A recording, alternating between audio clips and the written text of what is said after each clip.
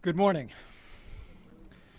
It is the National Day of Prayer, and on behalf of the President of the United States and the First Family, welcome to the White House.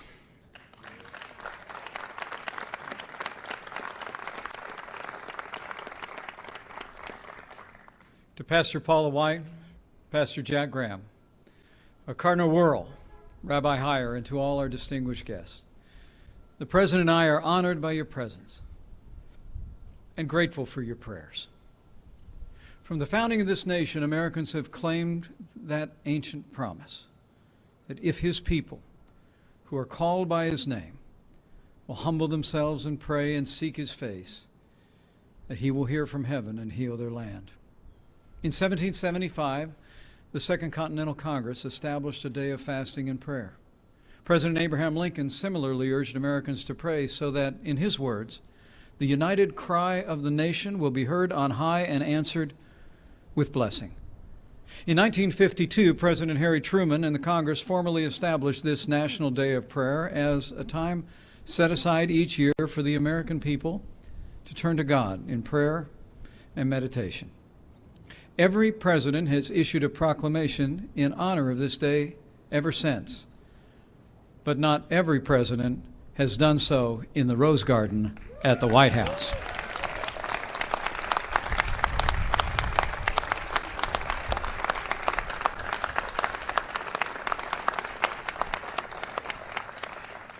Today, our president will continue that great tradition to proclaim the importance of prayer to the American people and to reaffirm the vital role that institutions and people of faith play in our national life. Our president is a believer. He loves his family and he loves this country with an unshakable faith in God and the American people. So with gratitude for that faith and for the actions that he takes today and every day, it is now my high honor and distinct privilege to introduce to all of you the President of the United States of America, President Donald Trump.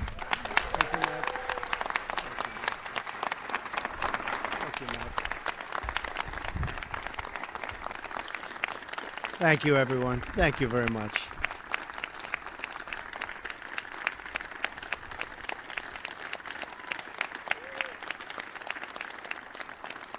Thank you very much. Thank you. Thank you very much to Vice President Mike Pence. I am very fortunate to have Mike with me. He's a man of very deep faith, I can tell you that. Great character and conviction, and Mike, thank you very much for making this journey with me and with all of us, believe me. It's been great to have you. I also want to thank Pastor Jack Graham, Cardinal Donald Wuerl, and Rabbi Marvin Heyer for leading us so beautifully in prayer. Thank you. Thank you very much. Thank you. Thank you. I also want to mention, as you know, Cardinal Donato and all of the other great faith leaders that we have. I see Franklin Graham. So many are here, so many great friends, so many great supporters, and we very much appreciate it because we're a nation of believers.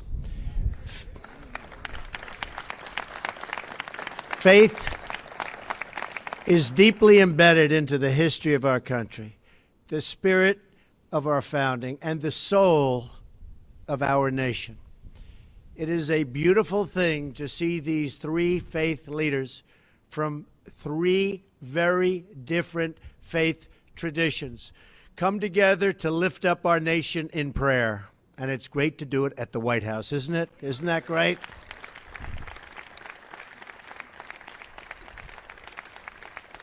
Because not only are we a nation of faith, but we're a nation of tolerance. As we look at the violence around the world, and believe me, it's violent. I get to see it perhaps better than anybody. We realize how truly blessed we are to live in a nation that honors the freedom of worship. Today, my administration is leading by example as we take historic steps to protect religious liberty in the United States of America.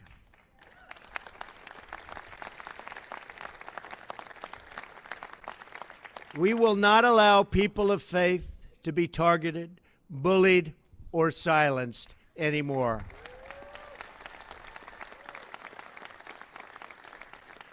And we will never, ever stand for religious discrimination. Never, ever.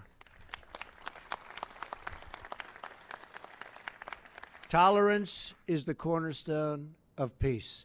And that is why I am proud to make a major and historic announcement this morning and to share with you that my first foreign trip as President of the United States will be to Saudi Arabia, then Israel, and then to a place that my cardinals love very much, Rome.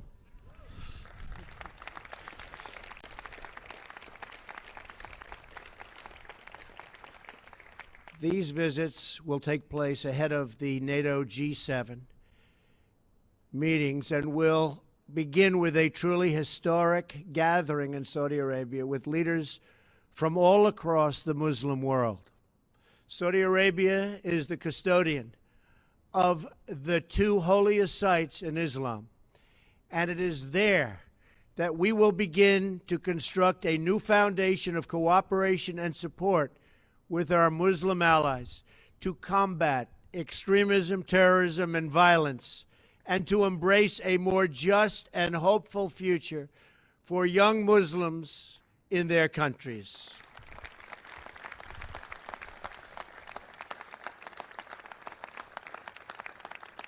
Our task is not to dictate to others how to live, but to build a coalition of friends and partners who share the goal of fighting terrorism and bringing safety, opportunity, and stability to the war-ravaged Middle East.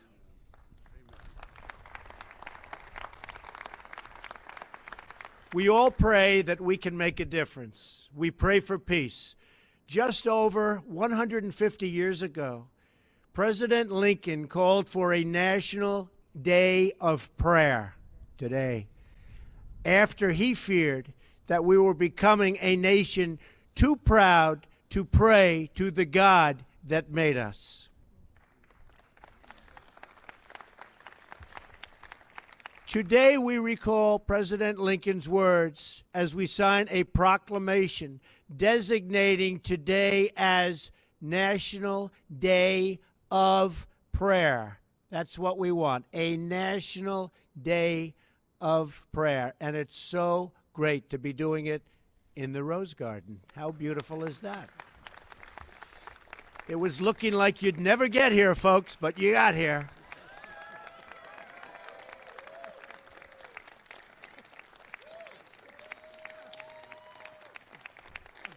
Thank you. Thank you.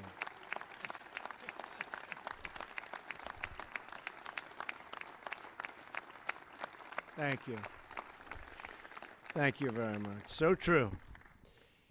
And we remember this eternal truth. Freedom is not a gift from government. Freedom is a gift from God. It was Thomas Jefferson who said, "The God who gave us life gave us liberty." Our founding fathers believed that religious liberty was so fundamental that they enshrined it in the very First Amendment of our great and beloved Constitution. Yet for too long, the federal government has used the power of the state as a weapon against people of faith, bullying and even punishing Americans for following their religious beliefs. That's been happening. That is why I am signing today an executive order to defend the freedom of religion and speech in America, the freedoms that we've wanted, the freedoms that you fought for so long, and we are doing it in just a little while right over here.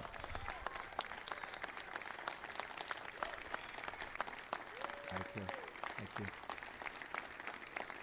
Thank you.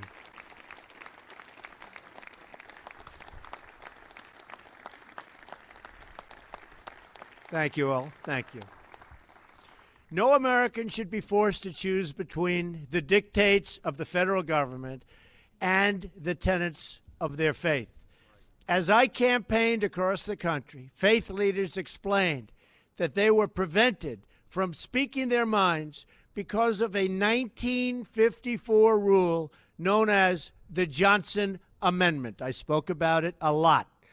Under this rule, if a pastor, priest, or imam speaks about issues of public or political importance, they are threatened with the loss of their tax-exempt status, a crippling financial punishment.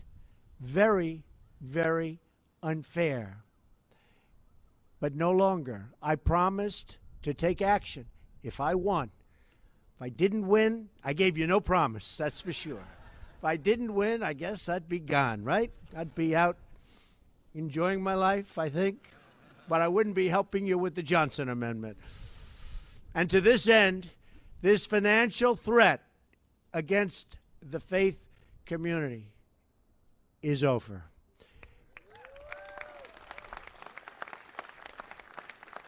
In just a few moments, I will be signing an executive order to follow through on that pledge and to prevent the Johnson Amendment from interfering with your First Amendment rights. And you're the people I want to listen to.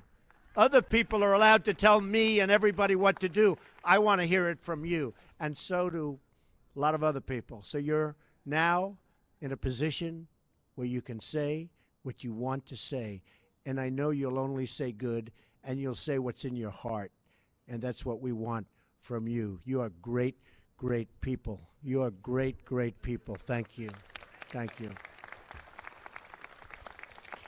This executive order directs the IRS not to unfairly target churches and religious organizations for political speech. No one should be censoring sermons or targeting pastors.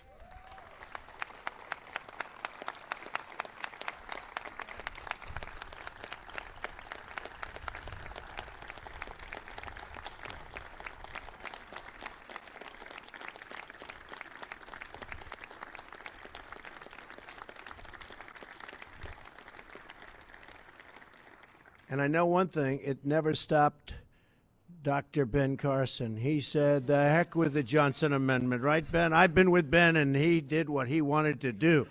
But not everybody's going to do that, Ben. You know that, right?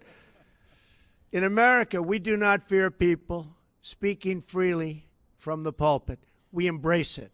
America has a rich tradition of social change beginning in our pews and our pulpits. Perhaps there is no greater example than the historic role of the African American church as the agent for social progress, spurring our nation to greater justice and equality.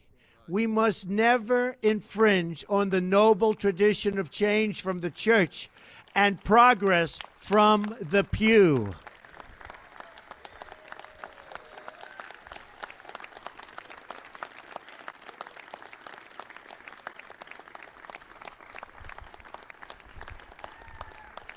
Thank you. Thank you. Under my administration, free speech does not end at the steps of a cathedral or a synagogue or any other house of worship. We are giving our churches their voices back. We are giving them back in the highest form. With this executive order, we also make clear that the federal government will never, ever penalize any person for their protected religious beliefs.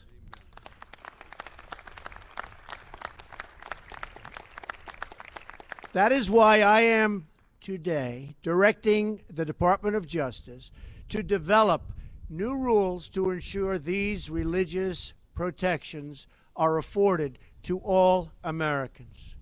There are more than 50 religious Americans and groups sued the previous, and you've seen that, 50 sued the previous administration for violating their religious freedom.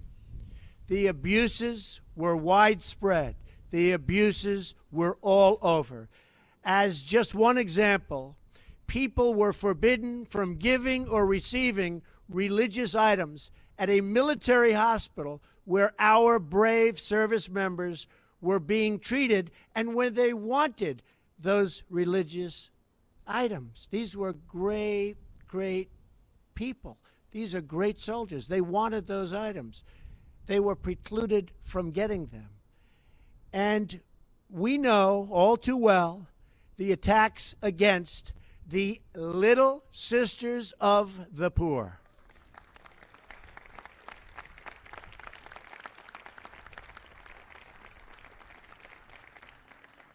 Incredible nuns who care for the sick, the elderly, and the forgotten. Where are they, by the way?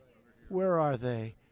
Could you stand, sister? Stand. Come on up here, sister. Come on up. Right? Come on up.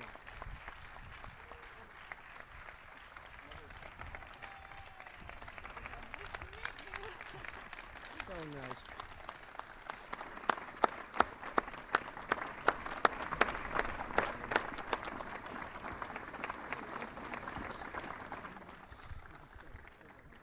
Congratulations, they sort of just won a lawsuit. That was pretty good.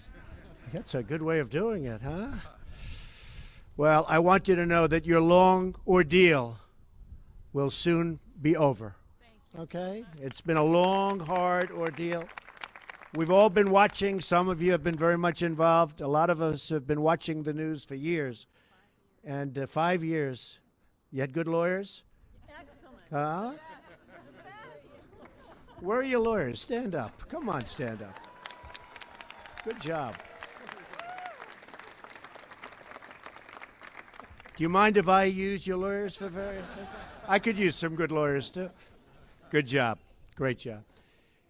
With this executive order, we are ending the attacks on your religious liberty, and we are proudly reaffirming America's leadership role as a nation that protects religious freedom for everyone.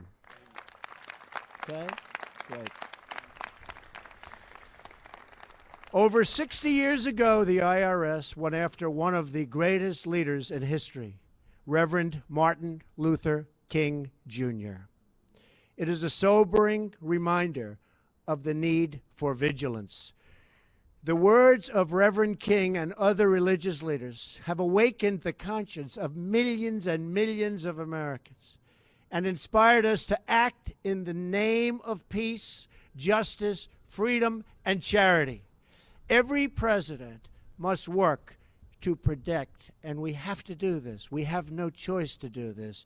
We have absolutely no choice to protect these hard-fought gains. They have been hard fought.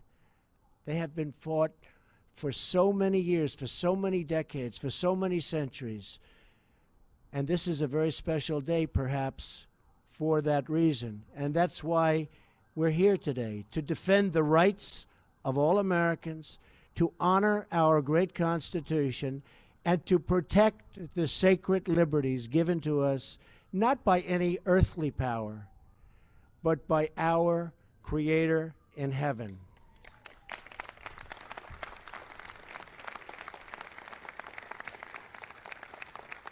I'd like to thank all of you great, great religious leaders for being with us today. We have some of our political leaders, you can have them. They know, they know. And today's a very big day. We have a big vote coming up in a little while. And I thought it was very appropriate that it turned out to be you folks, and then I have to deal with those politicians. But they're good. I will tell you, they're good. They work very hard, and hopefully we're going to have a wonderful day and a wonderful vote, and we're going to take care of a lot of people, great, great people from this country with their health care needs. And we hope to be able to do that, and we have all fought very hard to be able to do that. So I want to say to everybody in attendance and everybody in our country and everybody in the world, God bless you and God bless America. Thank you all very much. Thank you. Thank you. Thank you very much.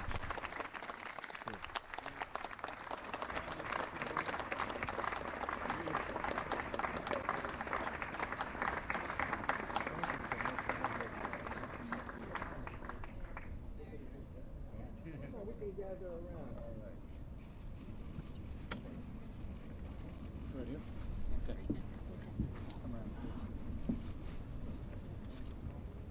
Okay.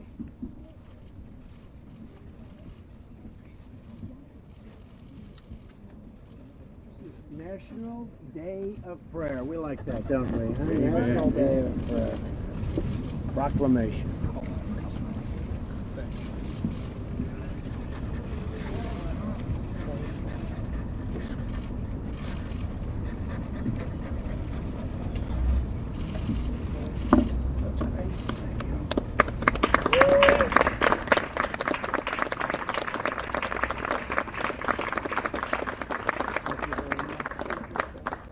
Who's getting this pen, Mr. Vice President?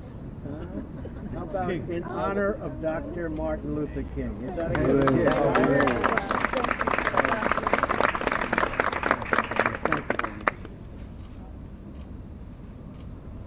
This is promoting and the promotion of free speech and religious liberty. That's a big one. That's as big as it gets, right?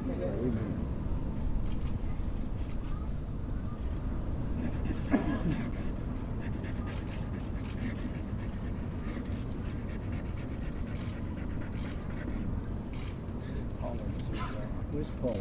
Right behind you, sir. Paula? She's worked so hard. Absolutely. 2 years she's worked so hard.